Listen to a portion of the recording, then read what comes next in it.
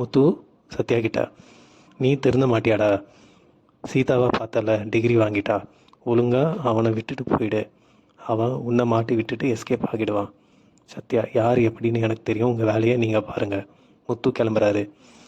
City Sathya கிட்ட, உங்கள் மாமா நம்ம லைனில் கிராஸ் பண்ணார், இப்போ நம்ம வேலையில் கிராஸ் பண்ணுறாரு.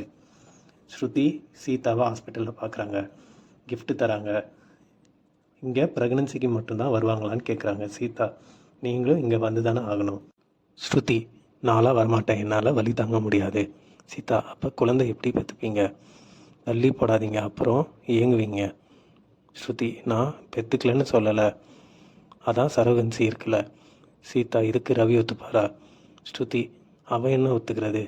எனக்கு ஒரு ஹெல்ப் பண்ணணும், என்ன ப்ரொசீஜர்னு கேளு, இந்த விஷயம் யாருக்கும் தெரிய வேண்டாம். சீதா, சரி கேட்டு சொல்கிறேன். மீனா அம்மா சத்யா கிட்ட, உனக்கு கை சரியானா அம்மன் கோயிலில் கூழ் ஊத்துறேன்னு வேண்டிக்கிட்டேன். மீனா சத்யா பர்த்டேக்கு வீட்டுக்கு வராங்க. மீனா அம்மா கூழ் ஊத்துறதா சொல்கிறாங்க, மாப்பிள்ளைய வரக்கூடாதுன்னு சொல்லிட்டான்னு சொல்கிறாங்க. மீனா, உனக்கு ரொம்ப திமிரு ஆயிடுச்சுடா. சத்யா, அவர் பார்க்குற இடத்தெல்லாம் திட்டுறாரு, அவர் வந்தால் நான் வரலை, நீங்களே கூழ் ஊற்றிக்கோங்க. முத்து மீனா, முத்து கார்த்தி வாடகை பணம் கொடுக்குறாரு. மீனா, சத்யாக்கு இன்னைக்கு பிறந்த நாள், கை சரியாயிடுச்சு, கூழ் ஊற்றுறாங்களா, அம்மா என்னையும் வர சொன்னாங்க. முத்து, உன்னையுமா இல்லை உன்னை மட்டுமா?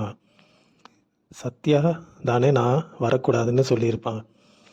அவன் கெட்டதுக்கு காரணம் நீயும் உங்கள் வீட்லேயும் தான்.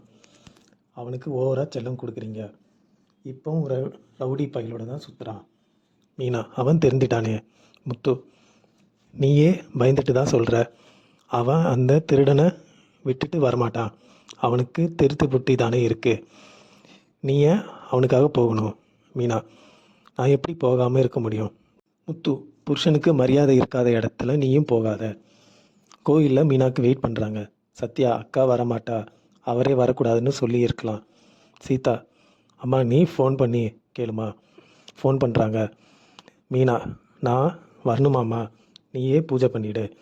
மீனா அம்மா, உங்கள் மாமியார் வரக்கூடாதுன்னு சொல்கிறாங்களா? மீனா, மாப்பிள்ளை தான் சொன்னார். சத்யா கிட்ட ஃபோன் கொடுக்குறாங்க. சத்யா, நீ கண்டிப்பாக வரணும்க்கா. ஸ்ருதி மீனா நடந்ததை சொல்கிறாங்க. ஸ்ருதி, முத்து யார் உங்களை போக வேணாம்னு சொல்ல, நீங்கள் போயிட்டு வாங்க. இதை விஜயா கேட்டுறாங்க. இதோட எபிசோடிங்க முடியுதுங்க. நாளை முத்து வீட்டுக்கு குடிச்சிட்டு வராரு.